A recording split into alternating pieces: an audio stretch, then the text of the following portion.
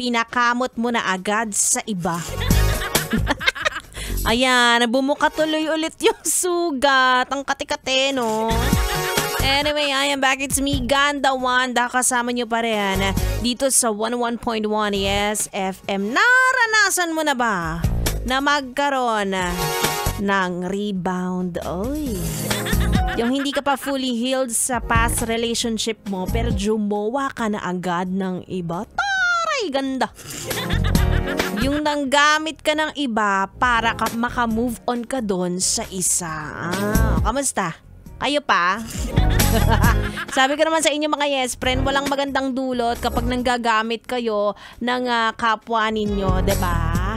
Huwag nyo nga asahan na bubuin kayo ng iba. Dapat bago kayo pumasok sa isang relasyon, kompleto ang iyong requirements. Hindi yung wasak ka pa, magpapawasak ka pa lalo. Huwag sige ng sige. Alam ko naman sobrang ganda mo, no? At ang dali para sa'yo na magkaroon ng manliligaw kahit kagagaling mo lang sa isang relationship. Pero hindi porket may lumapit sa'yo, kakagatin mo agad. Ikaw naman.